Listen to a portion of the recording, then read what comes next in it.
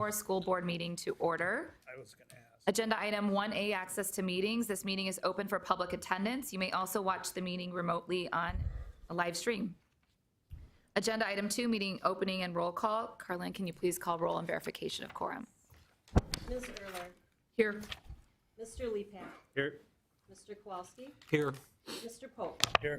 Ms. Fortson, Here. Mr. Roddy, Here. Mr. Shader, Here. Mr. Summers, Here. Ms. Bushman. Here. We have a quorum. Thank you. All right, as we gather tonight, I want to take a moment on this Veterans Day to thank our veterans. Their dedication, bravery, and sacrifices, they've protected our freedoms and they strengthen our communities. So let's carry their legacy forward by honoring their service and commitment. Now please join me in the Pledge of Allegiance. I pledge allegiance to the flag of the United States of America and to the republic for which it stands, one nation, under God, indivisible, with liberty and justice for all. Okay, moving on to agenda item 4A, award presentation. The Mandana Bliss Award is a symbol of our deep appreciation for the unwavering commitment and outstanding efforts demonstrated by our staff members for educational excellence in the Stevens Point Area Public School District. It is named in honor of Mandana Hale Bliss, Stevens Point's first school teacher and trailblazer whose exceptional service and dedication continue to inspire us all. This award lends us an opportunity to shine a light on remarkable contributions made to this district by our staff and recognize their exemplary service. So I'd like to hand it off to Corey to announce or to share the recipient. So this month we are honoring third grade teacher from McDill Elementary School, Tori Dayton. I'm going to ask Tori to come forward, as well as fifth grade student, Evelyn Brower. If you could come to the podium.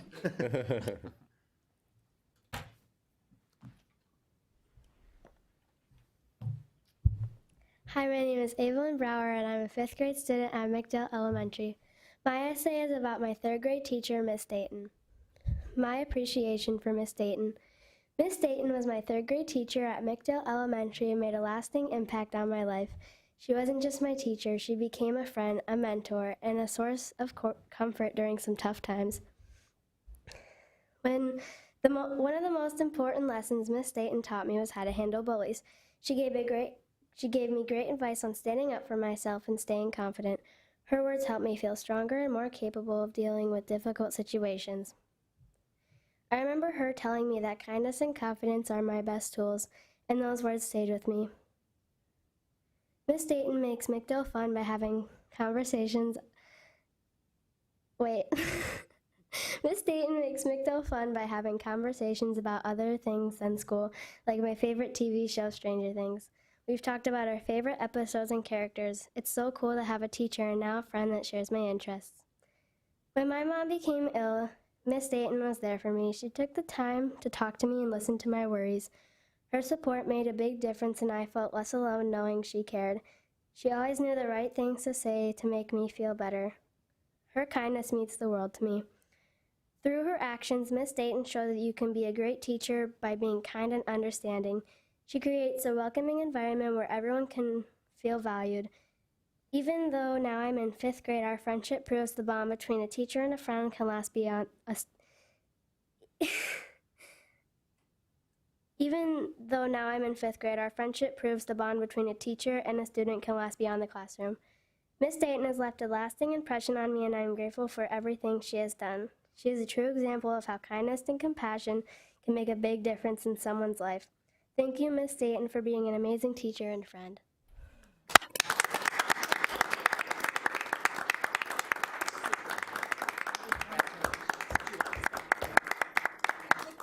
What we're going to have you do is we're going to come up and take a picture, and then we're going to have you go around the table, and each board member would like to congratulate you both, okay? So let's go to the front.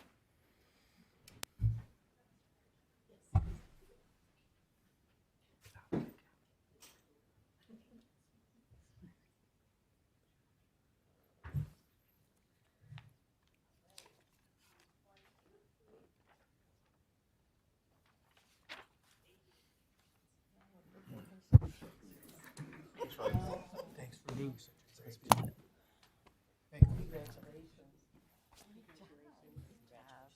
Well deserved. Congratulations. Nice job. Well done. So impressive. Thank you for being you. Nice presentation. Wonderful. You did a great job. Congratulations again to Tori Dayton.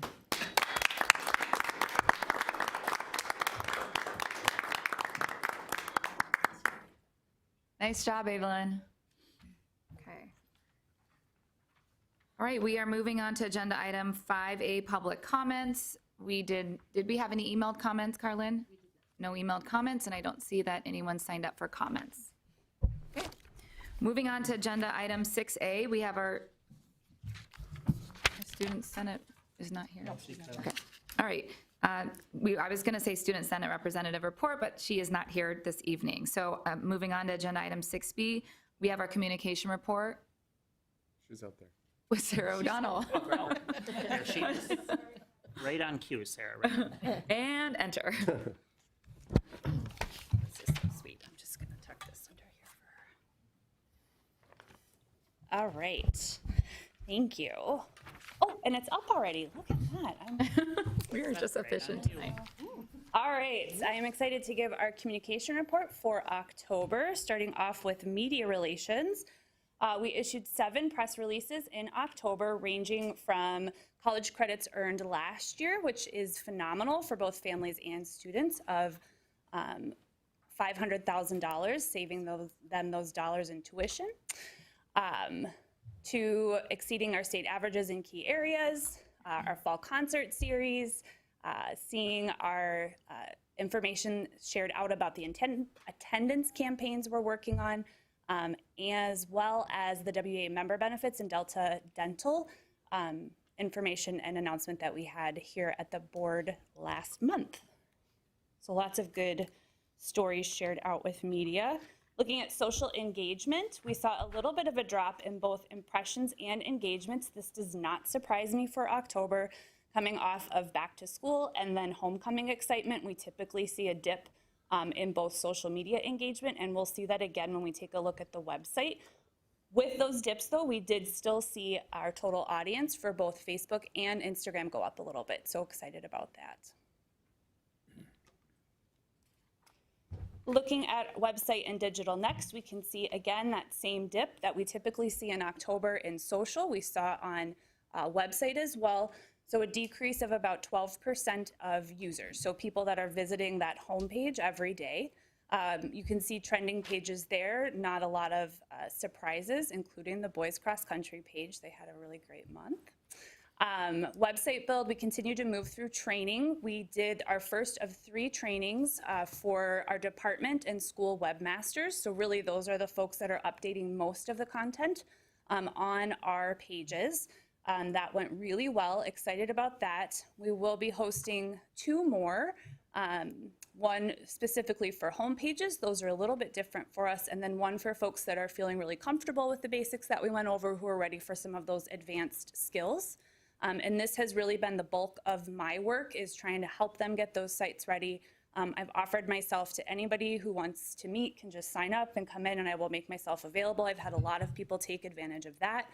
So really trying hard to help folks get comfortable and help that content be ready for that launch date. Newsletters is a little bit different on what we're reporting on. I'm not sure what's going on with our more reporting, but it's telling me we had like 100 people visit and 527 engagements, which makes absolutely no sense to me. So I'm only reporting on engagements, right? Which I'm very pleased with. So district source, we can see 527 engagements, which would be like clicking on a video, clicking on a link, somehow interacting with that content. Education Connection, which goes out to all families and community and staff, saw over 1,000, and Key Communicator saw 57. So pleased with that engagement there.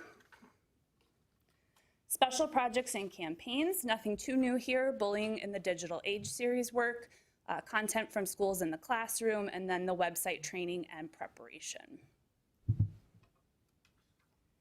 Taking a look at state and national leadership, I was excited to be asked by Skyward to be featured in their Advancing K-12 blog. So I got the opportunity to talk about social strategy and how we tell stories here in the district. Our WISPRA Fall Conference, so Wisconsin State Public Relations Association Fall Conference, will take place this week. I am not at all nervous, being the one who is coordinating a lot of that. I'm really excited it'll go well. Corey's going to come and stop down and join me to do a presentation on how school communicators can work better with their superintendents on behalf of their districts. I'll also be doing a roundtable on strategies to enhance crisis communication, and we'll have our Spectrum Awards. So I'm excited and hopeful that we'll have some good news to report. And then I also had the opportunity to present for the WASDA Communications Academy, which is with WASDA and Donovan Group mostly, WISPR a little bit as well. Did some development there for working with the media. Looking ahead, it's all website now until the end of the year. So that really is the priority, making sure that those sites are ready to go. So that looks like me working on spaces that I am specifically responsible for, as well as helping others get their spaces ready, and then continuing to do that training as much as possible. And then the last piece of that is really that content creation. So as always, really focusing on just being able to cover a wide range of topics to highlight in our newsletters, on social, on our websites to really help tell our story with the community. Questions or comments for Sarah? I just want to comment on all the wonderful videos Oh, thank that you. are coming to us now almost weekly, sometimes more, just showcasing what's happening in our schools with our educators and our students. I think it's just much nicer to see that in terms of engagement than to read about it. It just brings to light what's happening. So Yeah, absolutely. I appreciate all of that. Absolutely. Thanks, Meg. Anything else? All right, thank you, Sarah. Thank you. Thanks, Sarah. Okay, we will move on to agenda item 6C. We have our superintendent's report with Corey. Thank you, Jen.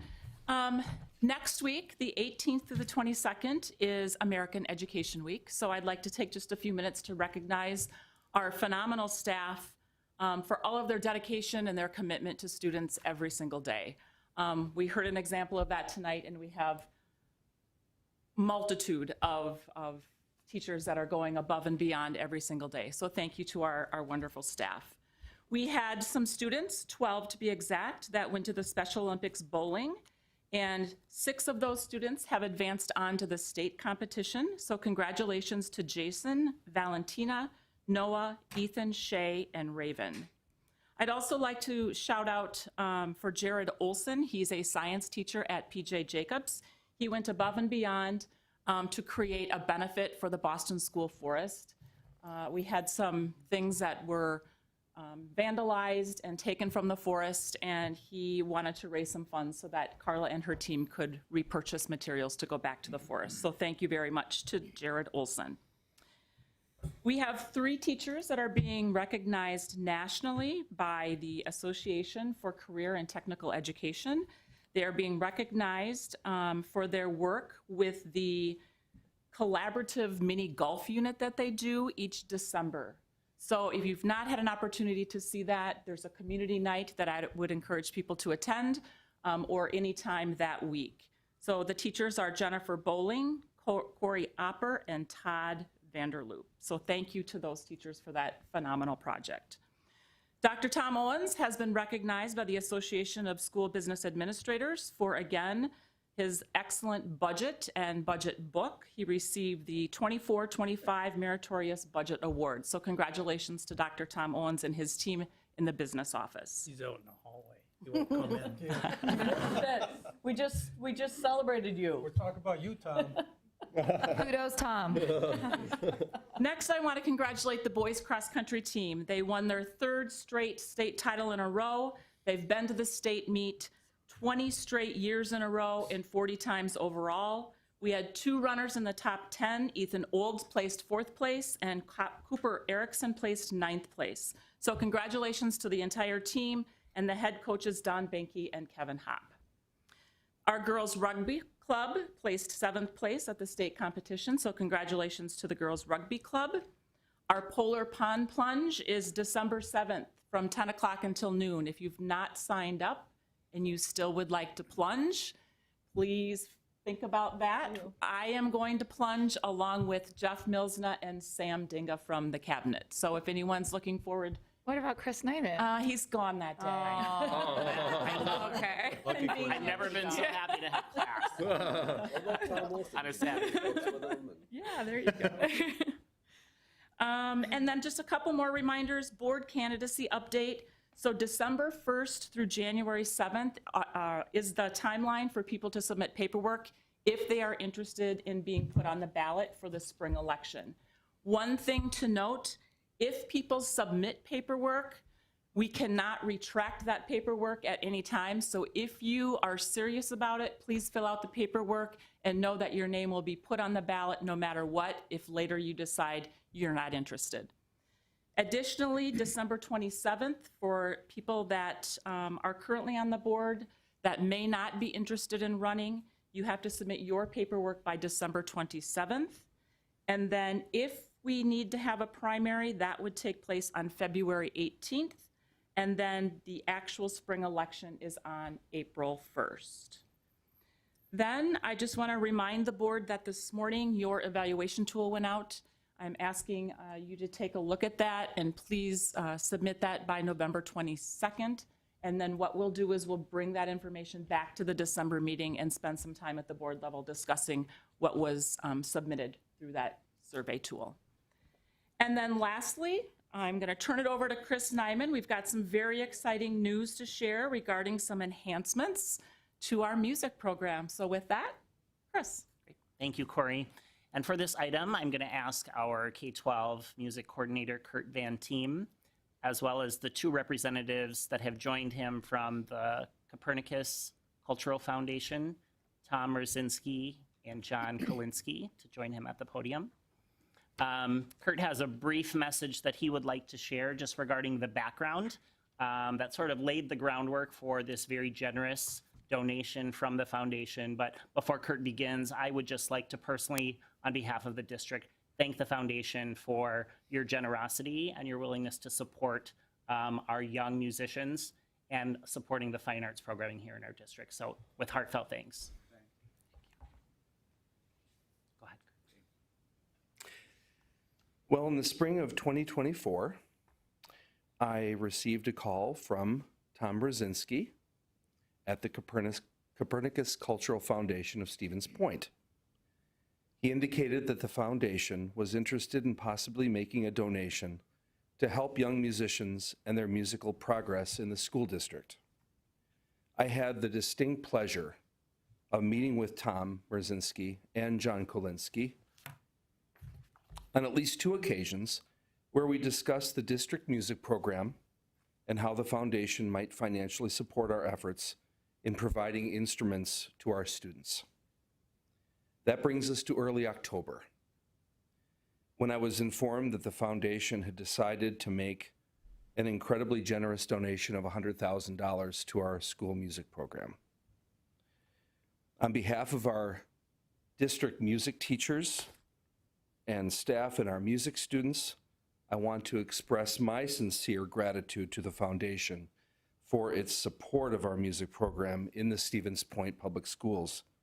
The funds will be used to purchase instruments and other musical equipment that will greatly enhance student achievement in music. Thank you very much, both of you.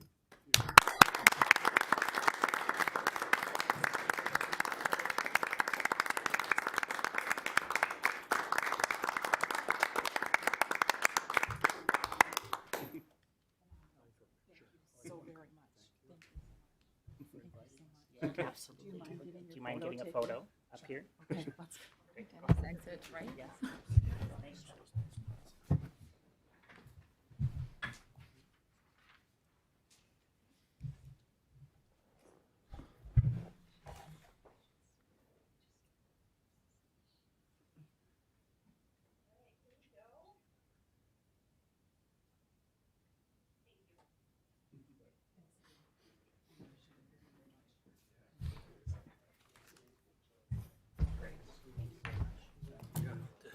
We get to shake their hands Yes. too.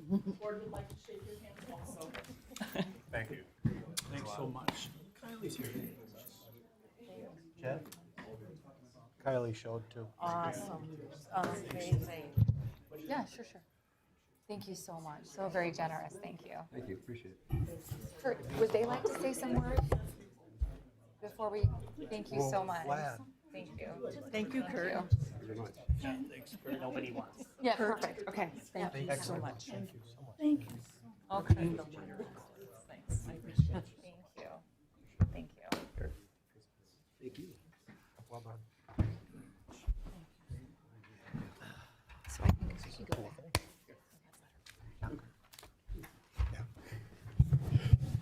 Thank you again for your generous donation. They were like, Yes, yes. yes, we would love to hear Please. words from you. A couple of minutes about Copernicus. Yes. It goes back to the mid-50s, 1950s, when Edmund and Catherine Buchholz, business party of owning a Lullaby Furniture Company, came up with, they loved music, they loved education, and Edmund bought stringed instruments, very valuable stringed instruments. And he wanted to do something more for the community, so he set up scholarships, and he would pay high school graduates to go on to school, college, and get into music as their goals, their ideal profession, their futures. And it grew from there. We were getting donations from community people for the scholarship costs, and that was growing in the Buchholz family. Then we started selling some of these valuable instruments because we didn't want to wear them out. We knew they were valuable, and we were very successful in sales of musical instruments. We wanted to give back, and for many years, John Longer and I, with the association, were offering scholarships to all of the high school seniors to go on to college and do something in music. We expanded it to all of the Portage County schools, the University of Wisconsin-Stevens Point, having a lot of fun doing this, I can assure you. And we wanted to do something to the middle schools, with the middle schools. And as Kurt mentioned, we met him. We met someone from Pacelli. We started looking closer at instruments that the students need to succeed. And Mr. Van Team, you've got an outstanding teacher. Very excited, loves his work, really loves his students. What an ideal teacher. I want to say that to all of you because he was outstanding. And John and I would probably both say the same thing repeatedly. He sold us. We knew what you needed, and we loved doing it. And I appreciate all of your appreciation for inviting us here, so thank you. Thank you. Thank you.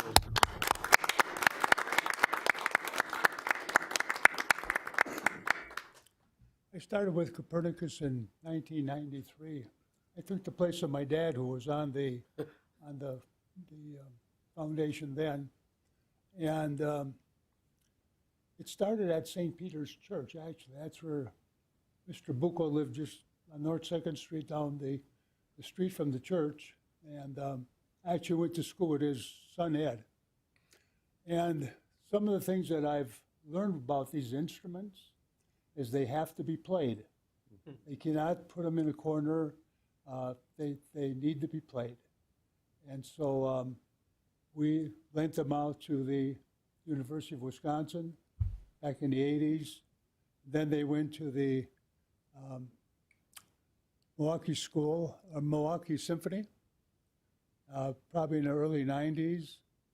And then we finally thought we should bring them back to Stevens Point, so they've been at UWSP ever since. And we were their caretakers, and we hope we did a good job doing it. And now we have monies that we didn't realize these things were so valuable when we had them, but we're hoping to do more. So thank you. Thank you.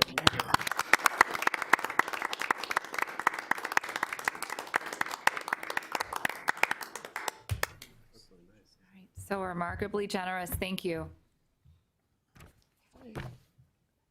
Oh, yes, we are going to go back to Kylie, our student representative, and that is 6A. We have a report with Kylie Haas. Good afternoon, school board members, and happy November. As this last week and month have just come to an end, Spash's students finished up their first quarter. In the first quarter, we had a lot going on. Spash's homecoming dance, sports seasons beginning and ending, musical concerts, and more, all of which I will dive into in the following statements.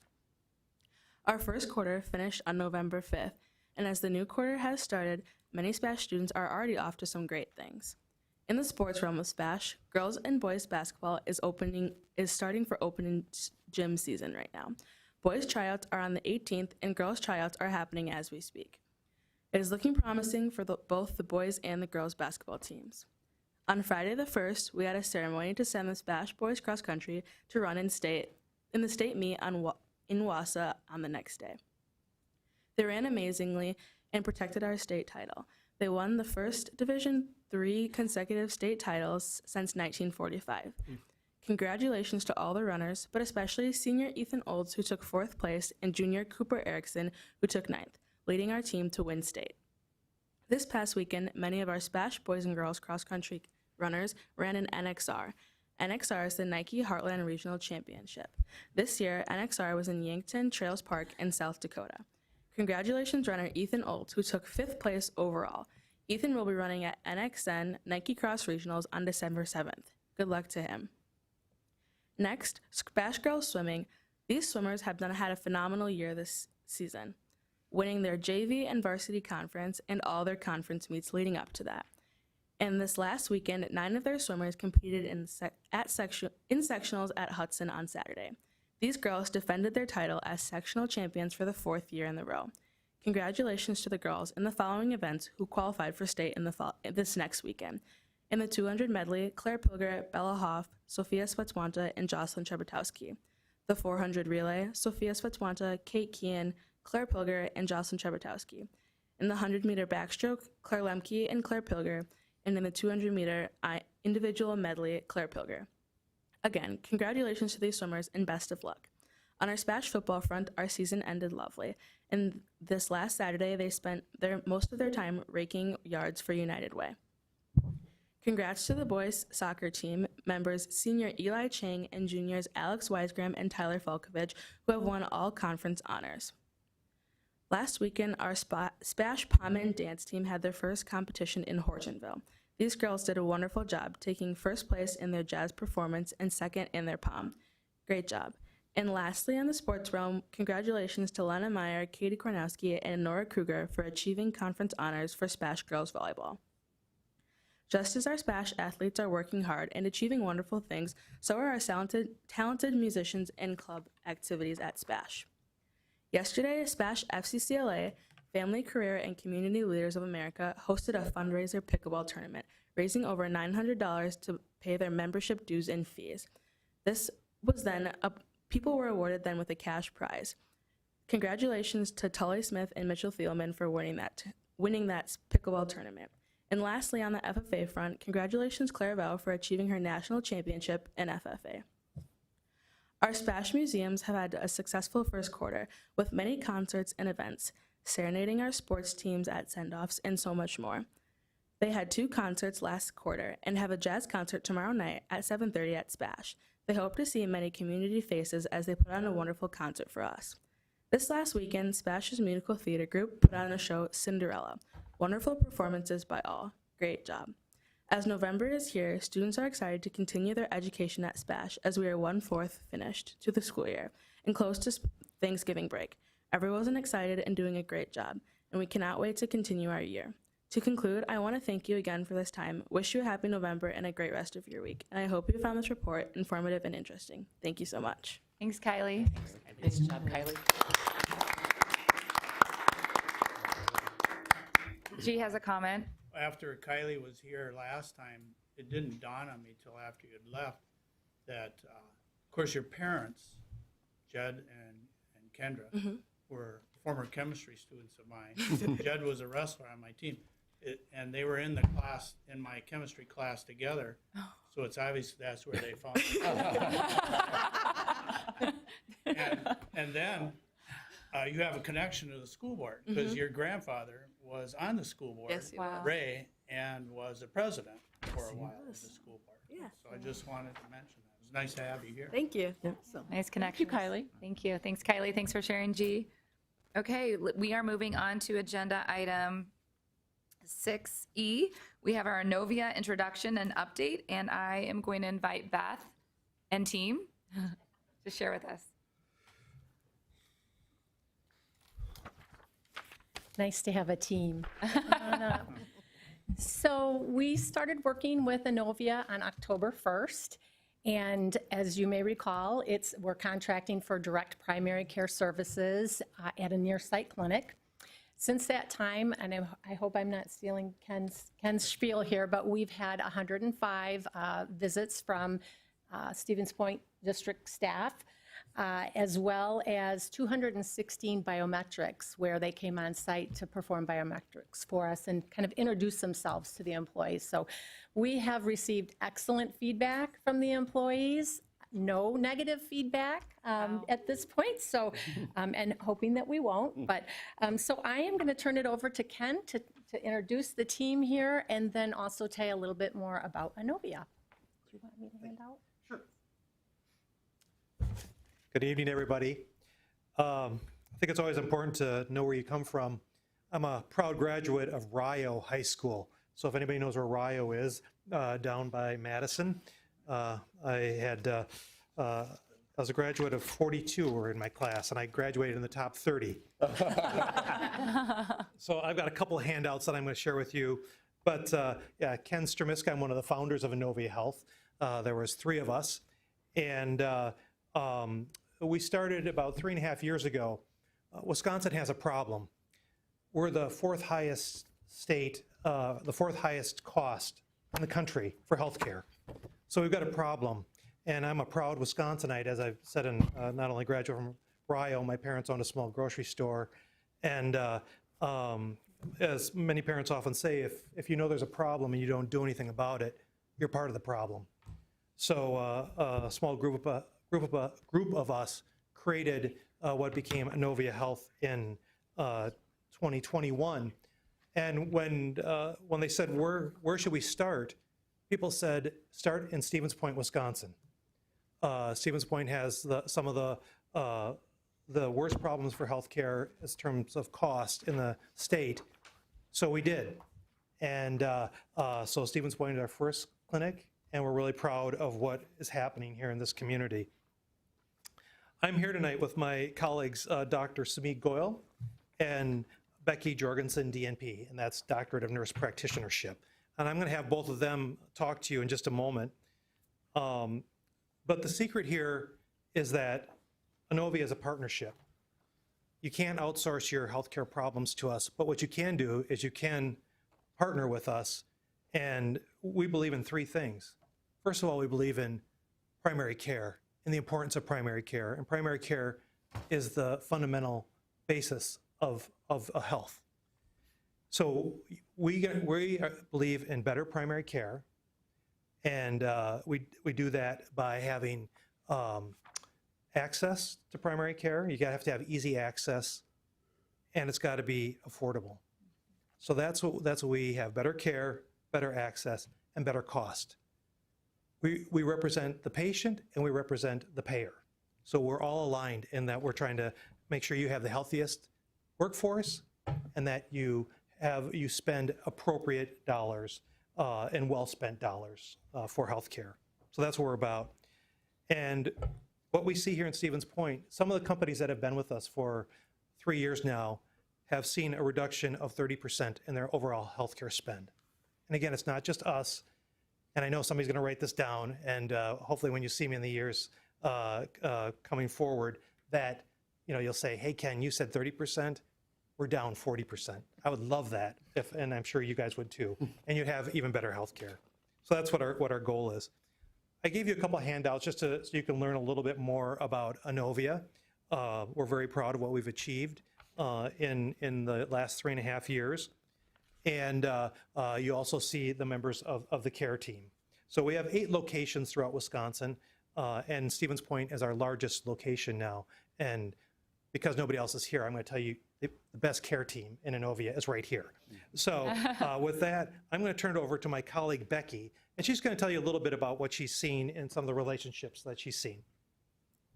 Hi. So yes, I'm just blessed to take care of a lot of the teachers that we've been seeing. I have a great story of a lot of them come in and they just don't really believe what we do. You know, it's just they come in and we can take care of everything. And so the appointments, they leave 30 minutes is the shortest. We go up to an hour. We went through everything. And at the end of the appointment, I said, is there anything else I can clarify for you? She said, no, I need to get going. And I said, oh, I don't mean to keep you. And she said, I need to get back to my department to tell them that you guys aren't weird. And granted, that's kind of a low bar. That's a low bar. But it is scary in how we come across. But it just makes sense. Because if we take care of our community and make a healthier community, then everybody succeeds. And that's what we're here to do. And it just makes sense. We take care of you. We take care of all your medications. We have good access. You need us, we're right there. We are committed to getting you in within the same day or within the next day instead of the 6 weeks, months, those kind of things, because that's just not fair to people. And that's not how care should be. And that's what we're committed to. And it's been fun. So I hope the rest of that department comes in now that we're not weird. But it's been great to see you guys. Yeah, so I got to add some color to that story. But, no, but so for me, when I went to family medicine, the main thing I want to do is be able to take care of my patients that were sick, right? And it's when you get into big practices, you can't. You're booked out 3 months, 4 months, and so I go to urgent care, or I'll try to fit it in, or whatever, right? So the most rewarding thing here is you get to do the family medicine the way it's meant to be. From an economic and healthcare standpoint, one of the few reproducible data points that's happened decade after decade is the best way to reduce healthcare costs and improve health outcomes is to have a relationship with primary care. But that relationship's been challenging with some of the environments that are out there, right? So the most rewarding things we get to do that. So, and then so we bring up patient stories. So earlier this month, we had a story of a patient, joint pains, aches, pains, going to different urgent cares, docs couldn't get these figured out. Calls said, come on in, right? Had an hour, took the full hour. Like, this something's different, right? So we did the workup, did the labs, which are, of course, an easier thing for us to get. And then finally, he had a rheumatologic condition, had to get into rheumatology, got him in, and got that taken care of, right? So that's the part that's rewarding. This person, this your patient, you actually got them in right away, figured it out, took care of it, and got them better. Those we don't want those every day, but it's those rewarding moments. We have to have those in Innovia, which is really nice. Dr. Gould, you want to say why you chose to practice in this environment? You were a successful physician with another network. Why did you choose to come to Innovia? Sure. So for me, it's the why Innovia, and he said I was successful. I hope I was, but I didn't get fired, so that was a good thing. But no, so the reason is that there's companies everywhere, right? You can work for a lot of different people on different things. The real reason is the culture of this one. This is physician-led care teams. Let's do it the right way and figure out how to do it right. If we don't do it the right way in a moment, we're going to have all the stuff working to make it the right way next time. And that's the main thing that made me say this is the right place to do it. Oh, we have a question. Meg? So could you just talk, I know you mentioned teachers, but is this open to everyone on our staff? And if we as board members or if other members of our community are aware of people who we think really could benefit, we just let them know about you and have them give you a call. Yeah. Yes. The one thing that makes us different is we don't take insurance. So we are a cash paying entity, but that's how we can drive costs lower. Mm-hmm. But certainly we are open. Other companies like Gamber Johnson, Key Mobility, Point Precision, Team Cheryl, these are all companies who are also using Innovia. Dennis? I have a series of questions. First of all, I believe in what you're doing. I think our system, the medical system in the country is broken. It's not accessible as it used to be. I remember as a kid, if I was sick, we'd go to the doctor, and 5 minutes later, I was meeting the doctor, and it'd be taken care of, and they'd give us a bill on no insurance, and they paid it. And things have changed drastically since then. But I do have some questions.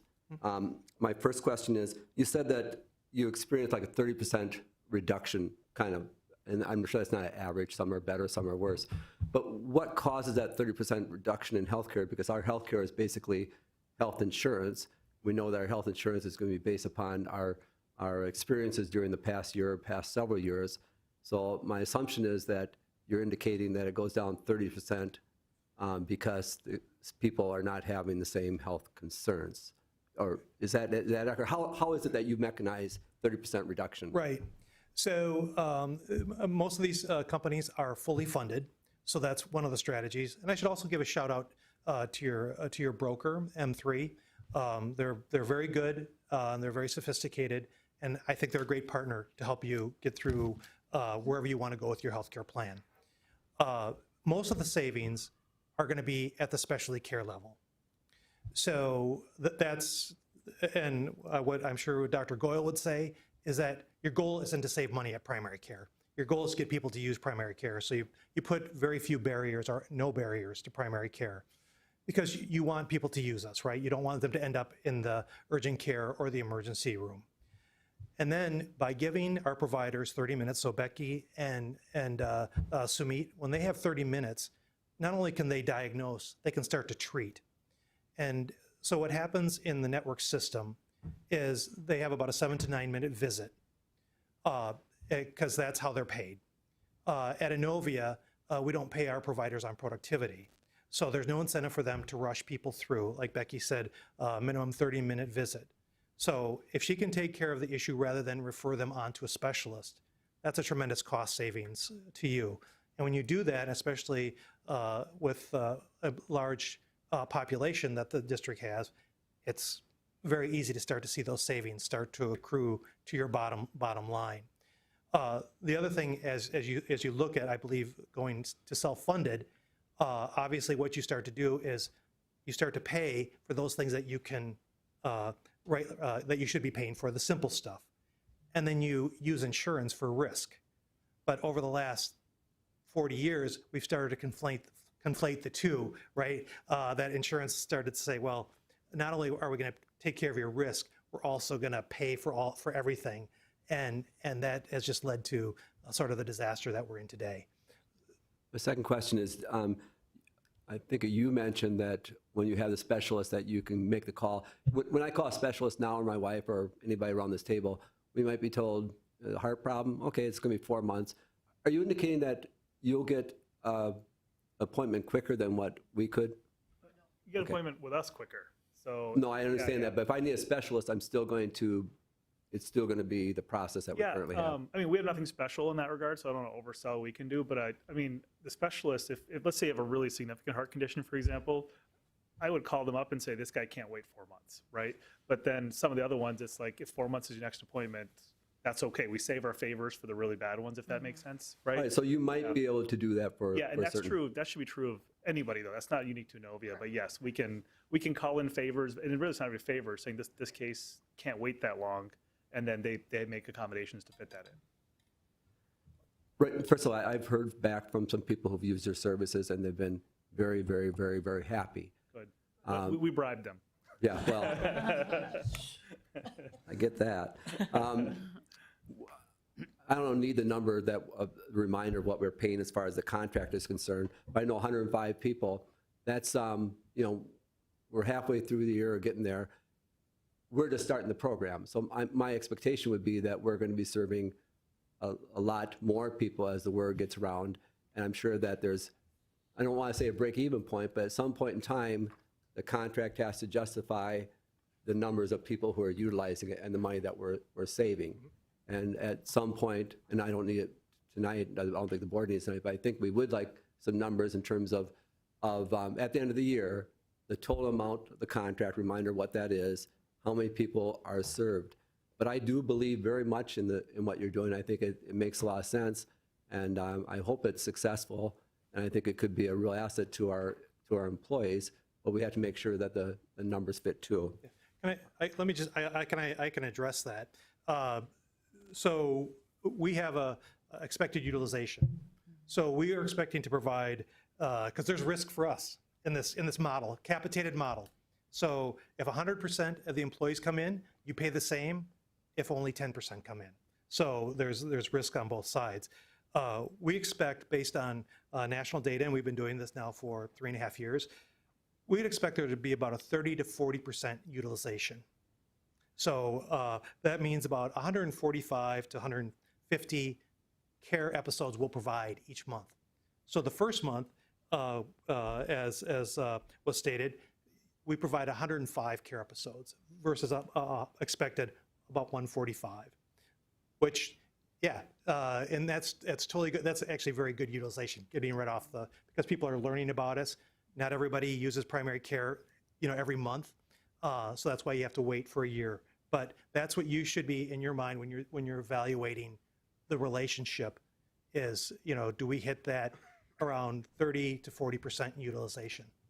And my last comment is just that when we first were introduced to that, my question was, is serviceability if we have like all of a sudden 60% of our staff are using it, and I know that your numbers are capped right now, but I was told that if we have an influx of utilization that you will expand your staffing, and that's not a question. Is that pretty accurate? That is accurate. All right, well, thanks. Like I said, I've heard nothing but really, really good things, and I hope it continues, and I hope our staff utilizes it for their benefit, and I hope it's a great relationship moving forward. Thank you. Oh, we have a couple more questions. G? I was curious about your first comment. You said you wanted to start in Stevens Point because that's where the worst, or the most, how would you say, the most numerous? It's the most, it was the most challenging place. Is there any reason for that? Because I didn't know that. Yeah, because there's a lack of competition, and you're dominated by two networks, and so as we want a free market to work, you have to have a competition, and so that's what why we're here. Thanks, G. Meg? So you said you don't take insurance. I just want us to clarify, cost for our staff is? Beth, 10? Contract. What is cost for our staff? What does our staff pay? $10. So I just want that, right. I just want people to understand that, because you noted you don't take insurance, and I just don't want people out there thinking, oh my gosh, we're gonna have to pay out of pocket. Yeah. So it's $10 for staff for your visit. So I just think that's really important for people to know that. And I mean, you know what? I pay $10. Well, and actually, right now, your plan dictates that we take some money. We would love to be able to just say zero, which that should be your goal, as you move forward. Thank you. Good. Well, and I'm glad your question wasn't, Ken, I can't believe you were a high school graduate. So I'm glad you didn't ask that question. Well, I know you were a high school. I trust you. I know Ryle. I know it's a great place. What? Okay, Jim? I'll just say, I know that this group or this Innovia company is relatively new to town, but clarify too, just to emphasize, Becky and Dr. Goyle are not new to town. They've been providers in this town for a while. They've got a very good reputation. I have, over the years, seen patients that they've seen. I'm happy to see you guys here. Thank you for saying that. And actually, yeah, Dr. Goyle is the lead physician at our Stevens Point location. He also is a lead physician in Marshfield.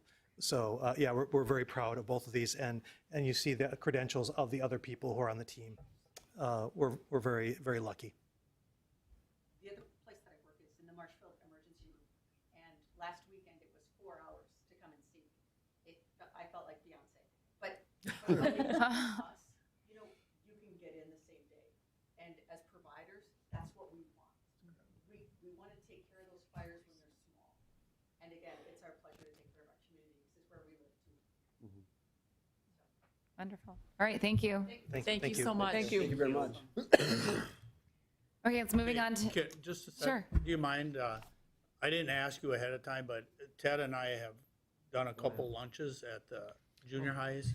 Oh. Can we just say a second about it? And I'm sorry I didn't That's okay. get to you ahead Yeah, of time. But, that's fine. Ted and I went to lunch at PJ Jacobs and Ben Franklin between the last school board meeting, this meeting, had a great time. My takeaway was that we have incredible people. We all know this.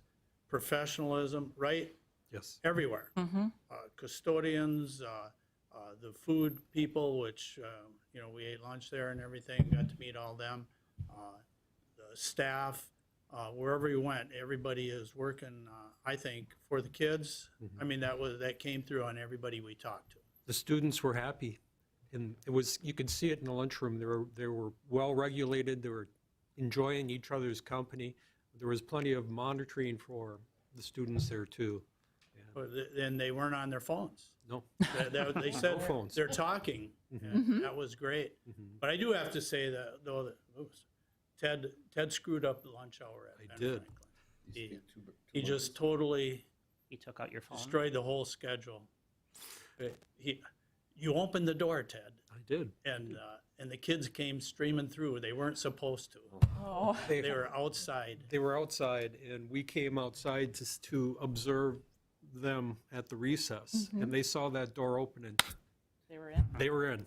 They almost ran Ted over. It was- And of it course, was- lunch like a- hour was totally destroyed. They're excited to get back in and learn. And they were. It was a flood, and It was Yeah, fun. that's it. It wasn't cold outside. so, no, it was a good time. We should do that again. It was great. Thank you The both People for- were fantastic. For doing that. Awesome. Could I just, we're missing somebody tonight with a big camera. Could we just talk about the new, it's the new system, right? Yeah. Or are you back He's right there? there. Back there. He's back Yeah. there. But it's the new system. It's the new system, but he's operating it. So you're back over there, okay. I think this is his, This is month. Yeah, I didn't see you over there. All right. Yeah. Perfect. Yeah. That's my big head, I'm sorry. Yeah. all right, okay, so moving on, thanks for sharing, Ted and G. Better you going to PJ's for lunch than me. My daughter would not be happy to see me. It was interesting, you mentioned that at Ben Franklin. That was the last time I had lunch was with my daughter. Oh, that's nice. Some 20 years ago. Oh, my gosh. So Wow. it was fun. Yeah, food was great. Right, Ted? All right, moving on to agenda item 7. We have our consent agenda, which includes the minutes of a prior school board meeting from October 14th, 2024. We have minutes of our public hearing, 24-25 budget from October 28th, 2024.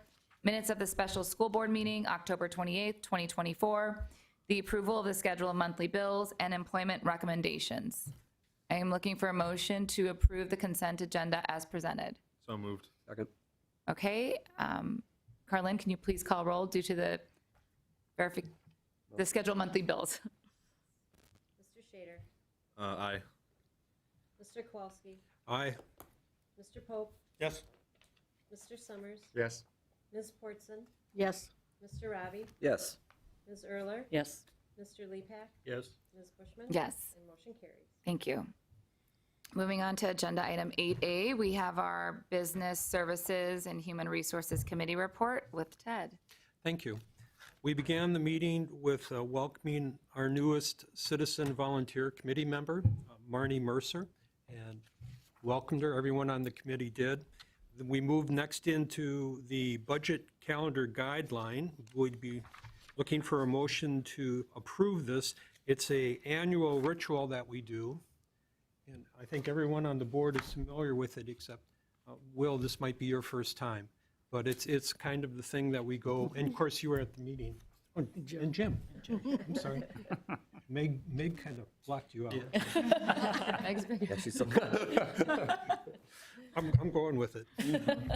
And so what it comes down to, Jim, is the annual calendar is set up, and it's a repetitive kind of thing, but it allows us to stay on a schedule that things are predictable and we see every year. And so, I don't know if you want to do that motion now? Sure, yeah, we're looking for a motion to approve the budget calendar guideline for the 25-26 school year. So moved. Second. Go ahead. No, you can motion, you. I'll second. Okay, motion by Dennis, second by Meg. Questions, comments? Okay, all in favor, say aye. Aye. Opposed? Okay, motion carries. Next, we went on to the approval of per pupil and department allocations for 25-26 budget. Dr. Owens presented a pretty good presentation. It was fairly lengthy, talking about the different things that had gone on. You can see in your packet the different numbers that are here, and he went through it in great detail. This increase in the allocations, there's been no increase since 2015. And of course, this is due to what our budget has been. Per the referendum guidelines that we talked about, where given that we receive extra money, we said we were going to do this kind of thing for our schools. And so Dr. Owens went through and gave us the presentation. What it amounts to is principals use their budget to acquire the needed resources for their building's educational plans. You can see in the tables, these numbers do not include salaries, benefits, utilities, transportation, or insurance. And so there would be an increase in the budget for the principals, for the teachers, of 11.5%. And he came across this two different ways. 7.8% would be actual money coming from our budget, and then there was also a per pupil $10 shift in budget to give us a total of 11.5.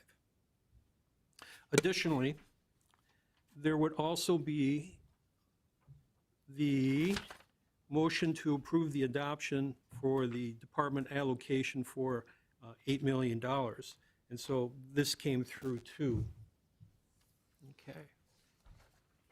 And so it was a good, there's good information here, and we'd be looking for a motion for these two items. I would move to approve the adoption of the building per pupil allocation as proposed at a total of $1,943,100. Second. Okay, second by, okay. Discussion? Okay, all in favor, say aye. Aye. Opposed? Okay, motion carries. I will make a motion to approve the adoption of the department program allocation as proposed at a total of $8,353,444, which does represent a 4% increase. I'd like to second that one. Okay, second by Ted. Discussion? Once again, this is the first time that it's happened since 2015, so it's been a long time coming. Is this actually referendum money? Yes, we told the community that we would allocate some of the referendum money to increase budgets. Other questions, comments? Okay, all in favor, say aye. Aye. Opposed? Motion carries. Next is the approval of the 2025-26 student fee schedules. Dr. Kurtz went through this, and it's in our packet also. A number of the different things are a little bit of shifting back and forth. There were some small increases and some decreases because different programs weren't carrying forward. Overall, the changes were minimal. Meg asked a question at the meeting that was very interesting, and that was how many students, because of the fees that are involved, how many students actually can get these fees waived, because there is a procedure in place at the schools so that if a student can't afford it, these can be waived. And the way it's done is confidentially. Meg's question was how many students take advantage of this? And last year, approximately 37% of elementary students did have their fees waived, and 15% of secondary students received a fee waiver. I felt this was important for two reasons. First of all, so that people, to share this information, so that people know that students are waiving these fees if they need to. And secondly, so that people know that these fees can be waived if you have a need. Appreciate you bringing that out. And so there is a motion then to approve the student fee schedule. Okay, looking for a motion to approve the 25-26 student fee schedule. So moved. Second. Okay, motion by Will, second by G. Discussion? So are all the 25, 26 fees the same as 24, 25 unless otherwise indicated? Yes. Good question. Because it's Clarifying blank, so question, one. yeah. Exactly. Good question. So could you just explain, because of course at the committee meeting, the public couldn't hear, how a family goes about requesting a fee waiver, how they do that? Absolutely. So we do have access to the fee waiver form on our website, Additionally, you can ask any staff member at any one of the buildings, and they can get you access to those. Counselors, I know, spend some time with students as they're registering for classes. If there seems to be an issue with a fee, they will, tell students about that at that time so that no one is, discouraged or unable to take a class. So please look at our website, reach out to any school staff member, and let us know, and we'll get you the form so that you can get that filled out and the fee waived. And That I extends think it's to the important to. sports also. Yes. Correct. Those forms are also available in our student handbooks, Meg, in addition to online on the website. Thank you. Yep. Thank you. Lastly, Professor Owens, We have to take oh, you're right. to vote on it. Oh, did we? Motion and second. Okay. We got a motion second, not a vote. All right, all in favor, say aye. Aye. Opposed? Okay, motion carries. Thank you. No, thank you. Lastly, we talked about a resolution to authorize a taxable tax revenue anticipatory promissory note for cash flow purposes not to exceed $3 million. As you know, our fund balance has been drawn down over the years because of no increase in our money. And so it turns out that we're at the ebb and flow with our cash flow this time of the year, and then I believe in May, thank you. And so, thank you. And so at those times of the year, it may become necessary for us to borrow funds. Professor Owens feels that, and Professor Mike too, that if we're lucky, we won't borrow money this time period because of the way the calendar worked out. But it's quite likely that we may have to in the fall because our fund balance is low and it's going to take some time for it to rebuild. What this resolution will do is allow us to borrow money not to exceed $3 million in short-term loan To be paid back as soon as possible. as soon as possible. So it's there just in the event that we need it, like Dr. Owens and Mike had indicated. We're hoping we're going to be able to squeak by here in November, but if we're not, this is there so that we can access it if we need to. And why don't we use fund balance? Because we don't have the fund balance right now. It's actually been used to pay the bills. It ebbs and flows throughout the year depending on when we get our state aid and when we get payments in from taxes. So we have been anywhere between 20 to 24 million in terms of fund balance. But I guess my understanding, our district, like other school districts, during COVID, we received COVID funds that were one-time funds. The legislature did not add anything, zero increase to our budget. So we went for 2 years where there was no increase to base, not just for our school district, but every other school district in the state. So then all those COVID funds dropped off, and every school district in the state was left with a base that was 2 years old. And on top of that, again, we experienced a CPI of 8% and experienced a CPI of a little over 4% for our staff. And so that's why every district, that's part of why pretty much every district in this state has had to go to referendum.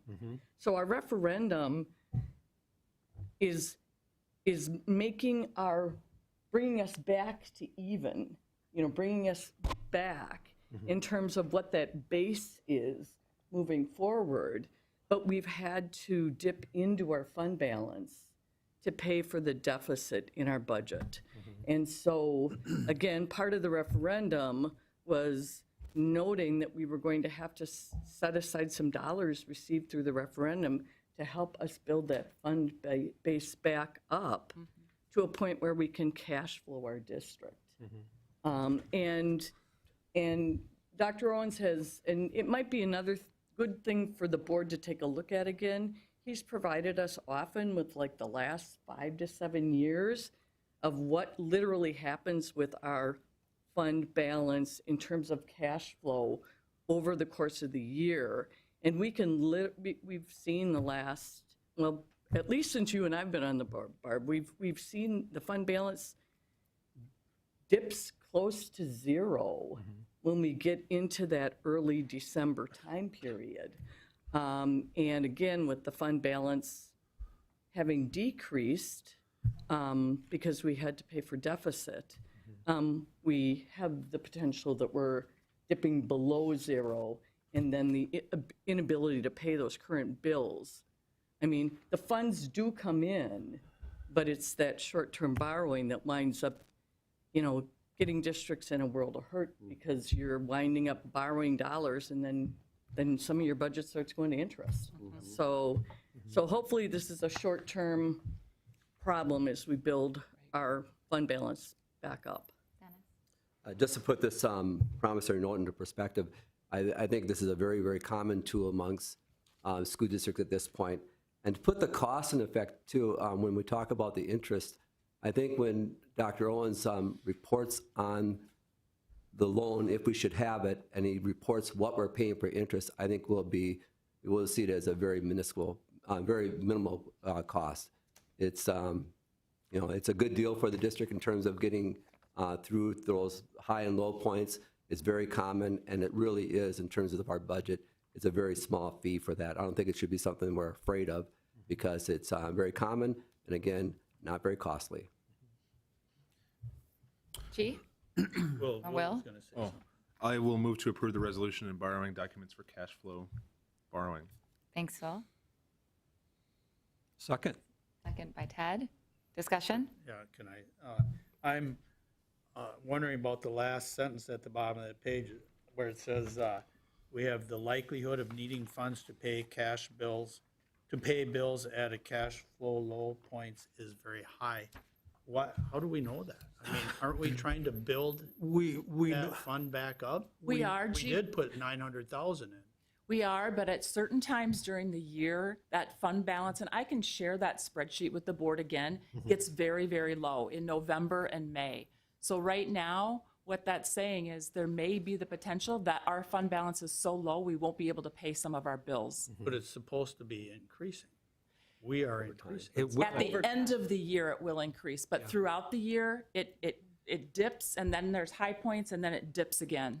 Yeah, but next school year, by that time, we should have put some back in. We're hoping, but you have to remember that they put the budget together and said it was very, very tight. We're hoping that we'll be able to put more in than what we've even anticipated, but you never know what could happen throughout the year. So at least this year and probably next year, and maybe even one more year, there's a likelihood that we may have to short-term borrow until we have enough money built back to pay our bills at those low points. And is 3 enough? 3, Is 3 yes, we believe 3 is enough. Three what? Years. Million. 3 million. Gee, this actually dovetails in with the budget calendar guidelines. It's the budget calendar guidelines that really allow us to project these kinds of things that far in the future, where it probably will be 2 to 3 years before we get it back to. We don't get the rest of the referendum dollars till next school year also. Yes. So Correct. that, Or the additional state aid on the referendum dollars until next school year. So this is a good thing, and it's as Dennis said too, the cost will be minimal, and with luck, it won't be very long-term, and Yeah, I understand that, but I'm just wondering why next year would be different from this year. it's the projections are there, you can see it coming. In a lot of ways, it's not unlike us knowing that we were going to have a referendum. That's true. Good point. It's budget forecasting. Okay. I'll send the spreadsheet again, though. That might be helpful to see the visual. Well, you know what helps me the most is I think Mike put up the graph that showed the highs and lows of the fund balance. Yep. Where And the timing. we did actually go below zero at one time Yep. in recent years Exactly. and had to borrow, right? That, to me. I think that's what Carrie's going to share with us. Yeah. All right. Okay, so all in favor, say aye. Oh, roll call. vote. Oh, yeah. Okay. And she did tell me that, I forgot, so sorry. Mr. Shader, aye. Mr. Kowalski, Aye. Mr. Pope, Yes. Mr. Summers, Yes. Ms. Portson, Yes. Mr. Robbie, Yes. Ms. Erler, Yes. Mr. Lepak, Yes. Ms. Bushman. Yes, And motion carries. thank you. Okay. Moving on to agenda item 10A, we have our Educational Services Committee report with G. Okay, we had Three things we looked at, two were voted on, and one was for information only. The first one would be Chris with our commitment. We have a 5-year commitment to RVA, the renewal coming up, so Chris is going to tell us about that. Sure, thanks, G. So the first item that we discussed at Ed Services was the contract commitment renewal in our partnership with RVA. Just for a little bit of historical context for those community members that may not have had an opportunity to review the memo, we have had a standing relationship with RVA for the last 5 years. We entered that contract in the 2018-2019 academic year. This renewal is for 5 years, with the caveat that following the first 2 years, within the first 2 years, we would have the ability to be able to exit the contract if indeed we determined that that was necessary.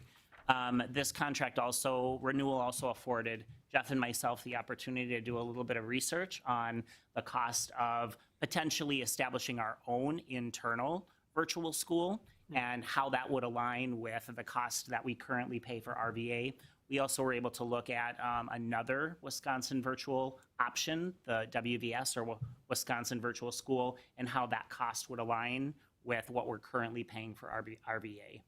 In those calculations and analysis, we were able to determine that the partnership and maintaining partnership with RVA was most cost beneficial for the district at this time. In last year, our partnership with RVA, we supported approximately 42 students. This year for RVA, we're currently supporting approximately 37 students in the district.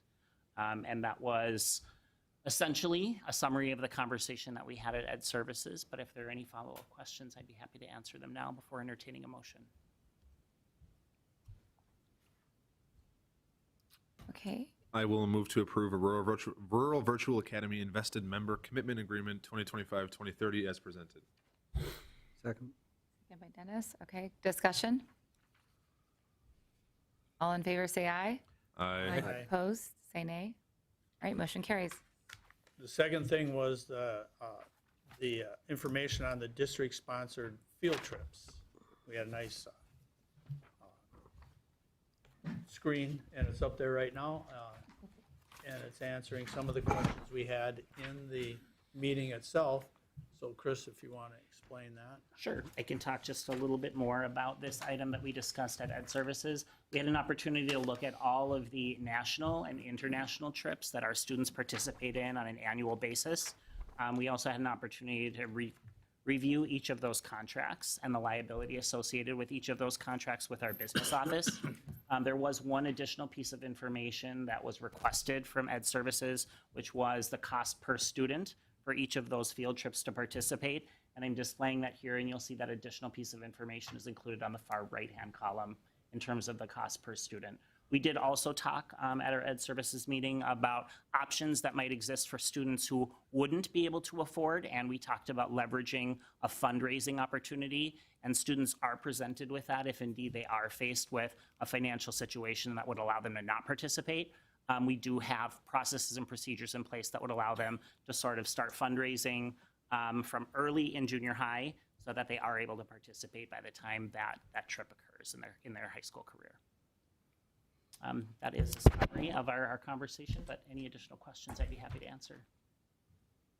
Just a comment. I believe that you informed me that even that, though that option exists, that few scholars take advantage of it. Correct. And I think field trips are great. I think all these field trips would be great, but they're out of reach of the majority of our scholars. And that bothers me a little bit when we present these field trips, and I've been there as a child, as a young person, I was there when they handed out these field trips, and there's no way that I knew I was going to be a part of it. And I knew who was going to go. And it's always a shame to me when we have a school-type experience that we promote, and we know there are children out there that can't afford it. And you also have families then that try to make it happen because of wanting to do the best by their children, and it really is a struggle for them. I don't know if there's a resolution to it. I don't want to block any child from having that experience, but I wish there were a way that we could open it up. And I know that we have the avenue, but it's not being we don't have a lot of 6th grade, 7th grade kids who are thinking about what might be happening in 9th grade and having to go and start making that happen. I think that's a little unrealistic that we'd expect that.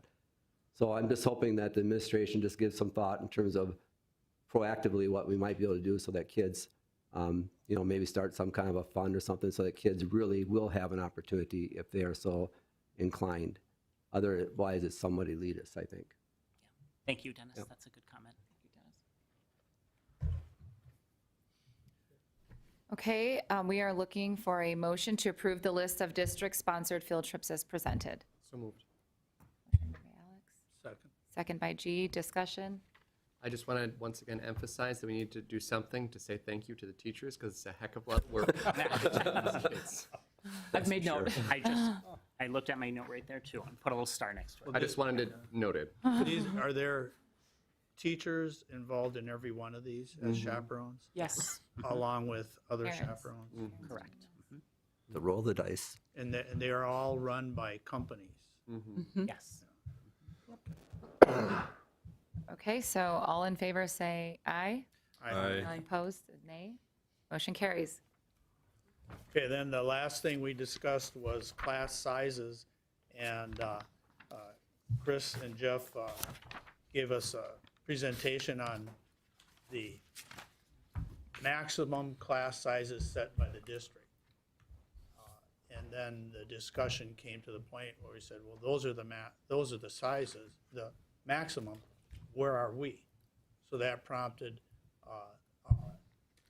Chris and Jeff now to go back and get that information, and they're gonna present that at the next Ed Services meeting, where we are really right now compared to those. So that's gonna come up at the next meeting, next board meeting. Kind of table, Barb? Is that going to let us know too how many EAs are in the classes with the teacher? Can you We do did. that? We certainly could add that layer. Yeah. The number of EAs that are in classrooms. What I was able to share with Ed Services following that discussion was just a listing of all of the schools and every grade level, the number of students that we have in each section. So we currently have a total of 151 sections at elementary. And of those 151 sections, 6 of them are currently at capacity or over. So they're either at classroom recommendations or exceeding. Of those 6, only 4 exceed classroom recommendations for their grade level, and none of them exceed by more than 2 students. And I think that memo said they all have EAs. And they all The have 6. support, All correct. right. That- Okay. Yeah. But maybe that memo could go out to the full board. Sure. Yeah, absolutely see that too. Well, Thank you. Absolutely. then begs the question is the EA there all day, or are they in and out? But now that gets to be really hard. Right. Can That's you a little include tougher to get to. IEPs too? What'd you say? Certainly. I mean, we certainly have all of that data available for us. Because that would What make was a your difference question? if it includes students with IEPs. I think in talking to elementary teachers, they parse that out They try at the to. end of every year. They try to, Yeah, they yeah. try Definitely. to make sure teachers get with students suited to them. I mean, I think they really do a Yes, they nice spend job of that. a significant amount of time every spring creating class lists, and there is a lot of intentionality and thought that goes into determining how to balance like number of boys, number of girls, number of IEPs, number of non-IEPs, number of ELL versus non-ELL. So there's a lot of thought that goes into that process, and quite frankly, at the district level, we're not as involved in that, but teachers at each grade level in every building are very involved in those decisions.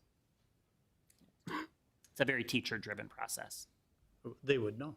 And Right, they know, they yeah, know the best. students, Yep, yeah. exactly. Yeah. But that might be helpful, the information, Barb, that the IEP, maybe L, might be helpful for Ed Services as well as for the community to be able to have kind of an understanding of what Yeah. those mixes are throughout our district. When you say balance, like balance students with IEPs, I mean, some places, teachers may have a minor in special ed and they want to take on more.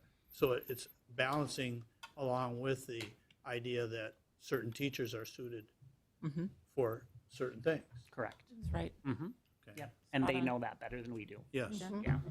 And I do recall talking about the ratios we had with EAs compared to teachers, and you said comparing us to some of the other districts. One of the things that occurred to me later after discussing at home even was how accurate is that information in that some of those EAs are really only 1 hour a day and they're there just for lunch and recess purposes. They're not actually in a classrooms. classroom. And so how many of those are included in that number? Because that can skew what our ratios are if they're really just there for lunch and recess and they're not actually there to help with any sort of Absolutely. education assistance in the classroom. Right, we can run How that much time are report they actually in the room? with FTE, full-time equivalency, and then we'll have a better comparison from district to district, rather than just individuals. Yep. But right, Jim, to your point, all of the aides, even if I'm only at a building for 1 hour and I just supervise lunch and recess, I would have been included in those counts. Dennis. I appreciate the fact that the central office allows the buildings to develop their own class lists. I would just ask also that the central office administration just have discussions with our principals, because we know that when lists are developed, some teachers have a history and a reputation as being working better with IEPs than others, not necessarily because of degree, but because of their nature of how they work with scholars. On the other hand, it's not fair to have that teacher with a heavier load of IEPs with the same class size as another teacher. So, I know that, that makes sense that we're not looking for equal numbers. We're trying to find balance in terms of some responsibilities, because those teachers that take on the IEPs, that's blessed work. And it's high intensity, but it's very, very important. And I hope that there's consideration given when those class lists are developed then. Absolutely. Thank you. Do we share philosophy, best practices with the building principals just to ensure that we're consistent? Okay. Yes. Yep. Every spring before that process begins, principals certainly are aware of what best practices. And you're right, there certainly are some teachers who either one, have an interest in supporting students that might have a specific need, and there are others who just are really talented at it. Yes. Right. So they're willing to take that on. But certainly it is part of a collaborative decision, not someone being told. Sure. Yeah. Okay, good discussion. All right, moving on to agenda item 12A, we have our cybersecurity briefing with Dr. Brian Casey.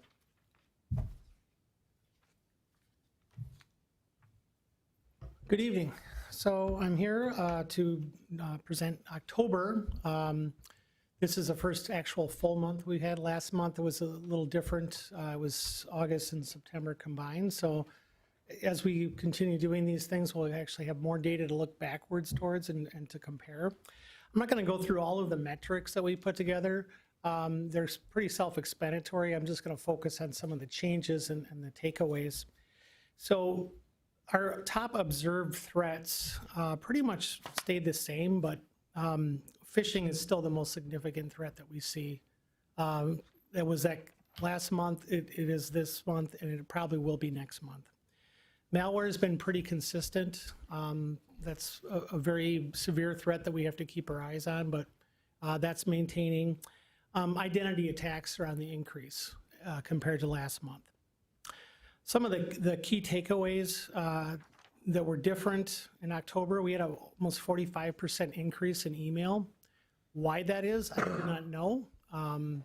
Why October versus a month and a half combined went up to almost 50%. As a result, we had a lot more increases in the threats that go along with email attachments, links, impersonation attempts. That was sort of the bulk of our cybersecurity efforts. Interestingly enough, we looked at the traffic and data coming from the firewall. There was a decrease in internet use, but an increase in the number of threats that we saw. Again, I don't have a rationale or explanation for that, but it's there. So those kinds of things pop up every month, and we try and make sense of them as best we can and see if there's anything we can use to help protect us further. For the spotlight this month, I always try and pick out one particular area to focus in on, and this month I chose data privacy. It's very interesting because cybersecurity is there to protect unwanted individuals or unwanted access to the confidentiality, integrity, and accessibility of our data. But we also give access to our data to a number of outside entities, hundreds of vendors that we employ to do our business. That's student information systems, learning management systems, data analytics, websites, software for learning and content, you name it. When we do that, it is our responsibility to make sure that they are following the best practices and that they're up to our standards. Given the thousands of vendors that are out there, they're not always scrupulous. And we've seen this in the news media and also in our own personal lives where they don't always have the best practices, or their data privacy policies and procedures are also not very transparent. And when they don't do their due diligence and something bad happens, then that falls upon us. When we contract with someone, they're basically our employees.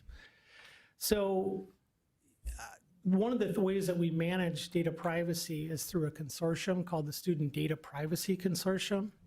And that's a national group in the United States that's meant to help K-12 schools. And they came up with a best practices and an agreement at a national level that school districts can give to vendors saying, here are our terms, can you meet these? And if they do, we can do business with them. That is our standard.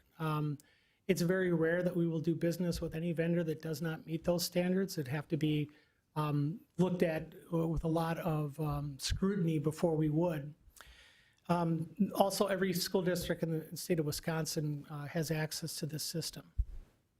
We use software to manage our software. We have a product called the Learn platform that helps us catalog every single software and service that we have approved.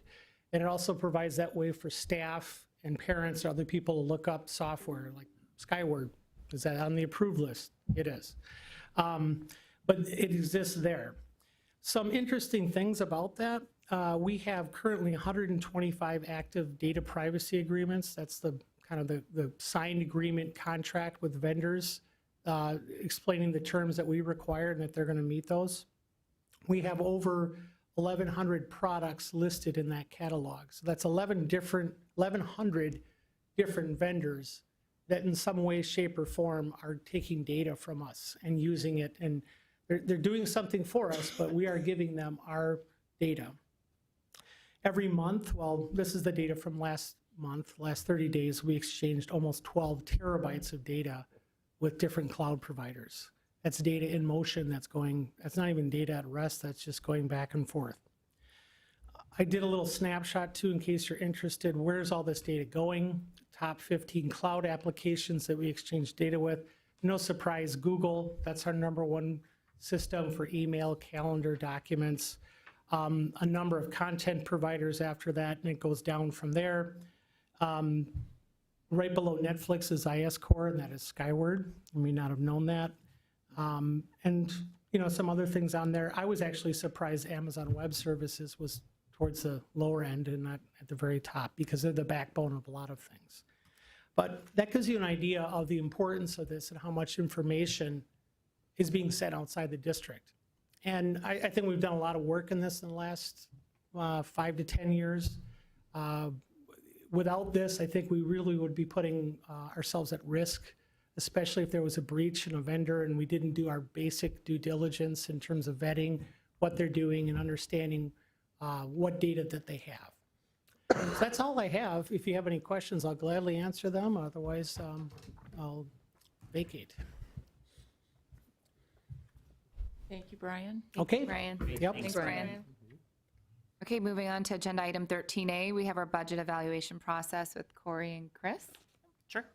I can take this one, and I think I can stay here. I don't think I need to go up to the podium. The update this month is quite brief on program and budget evaluation, but I would like to lead with two large celebrations. I'm pleased to report that we've completed the initial review of all 48 programs ahead of our projected goal, which was December of this year. So we have completed that initial layer of review on all 48. Obviously, we'll continue to maintain analysis of current spending within each of those 48 programs.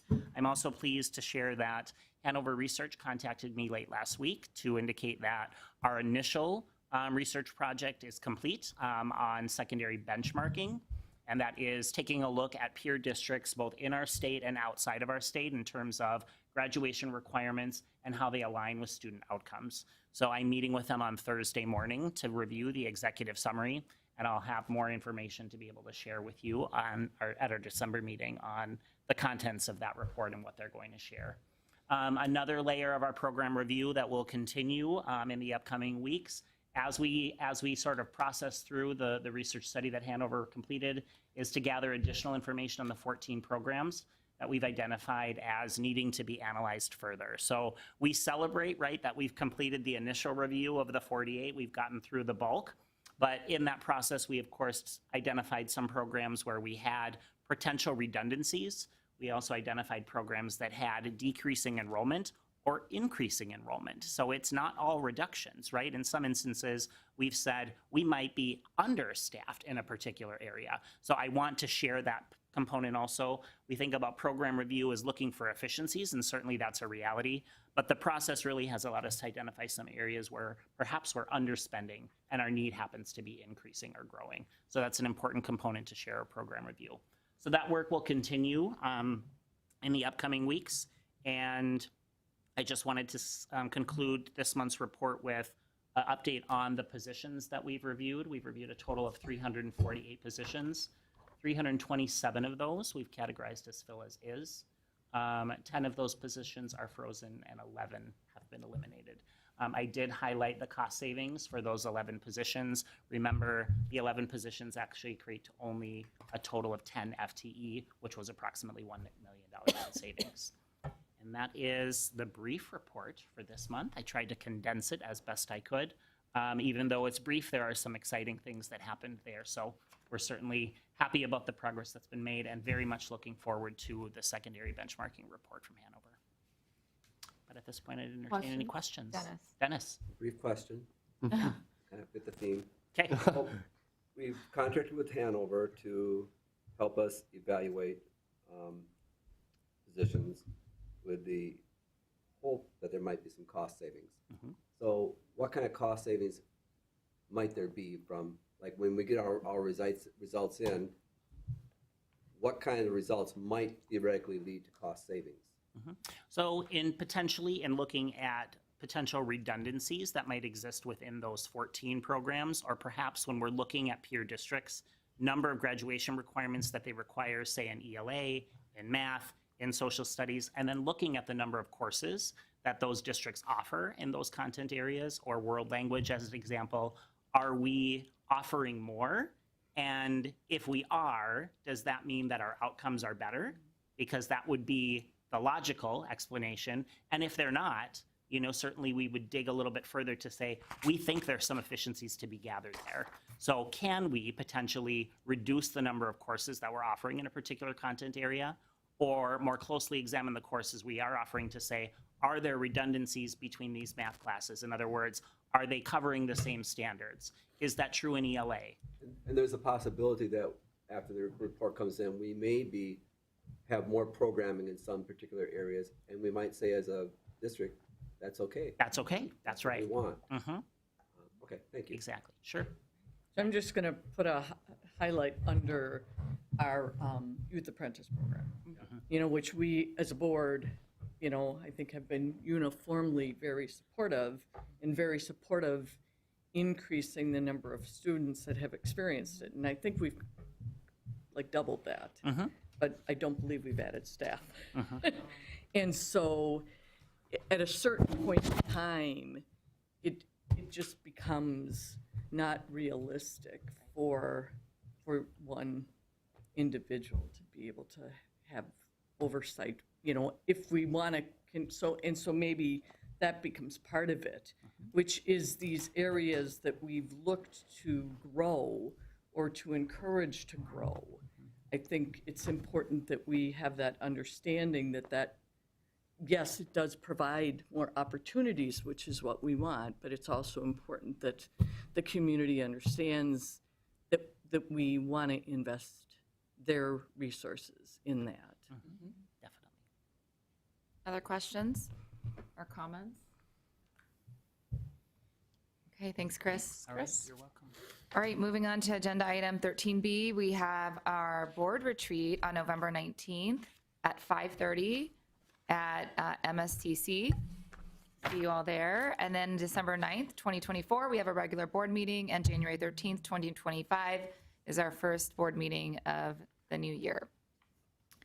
As a reminder, Ed Services Committee meets the first Monday of the month at 5:30. Business Services HR Committee meets the first Monday of the month at 6:30. At this moment, I'm looking for a motion to adjourn. So moved. Motion by Dennis, second by Barb. All in favor?